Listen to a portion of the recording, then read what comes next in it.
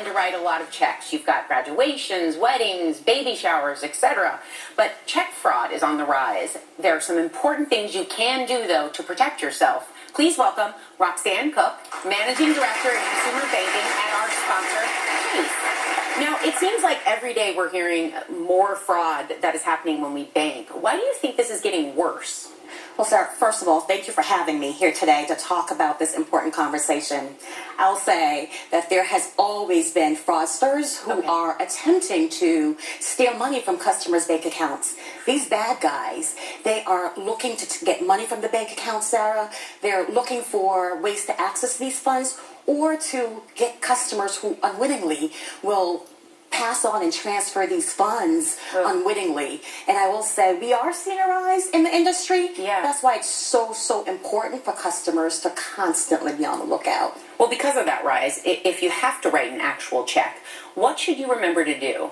The first thing is to use permanent ink and use the entire space on that check to make sure no one can add another name or any other additional information. And I say use permanent ink versus regular ink because regular ink, they can wash that check. Yeah. They can handwrite in there the name, the amount, and change that piece of it. The second piece I would say is to never make a check payable to cash. Sometimes people do that. No. But when you make a check payable to cash, anyone can cash that check. Okay. The third thing is write out the amount in words and numbers and just make sure that they match. Okay. Finally, I would say sometimes we get creative with our signatures, but always sign the same way. Oh gosh. Sarah, we talked Stop the doctor scribble. Yes. Okay. Sarah, we talked about like how to write a check, but it's also important how you send the check. Okay. Recent reports are showing that mailboxes are the fraudsters really they are looking at the unattended mailboxes. Okay. And so if you need to mail the check, go to the post office or better yet, bring it and give it directly to the payee. Okay.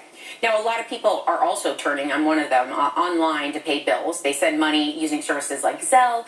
Is that a good alternative to a physical check? Absolutely. I love Zelle. I tell customers all the time, pay electronically. If you need to pay the landscaper, contractor, the babysitter, ask them, do they accept electronic payment like Zelle or online banking payments offered by their banking? What I would say, though, is to remember, before you hit that send button, always make sure that the recipient name is the correct name. Yeah. If they must and ask that they want to check, in addition to the few things I just described earlier, I would say a couple of things here is to make sure that they're signing up for alerts, or also reviewing their transactions online to make sure that the name and the amount matches what was on the original check. I shared a few tips here, but you can learn more by visiting our website and just searching for security tips. I was going to say, I'm my father's daughter. I check my banking all the time. Absolutely. I do too.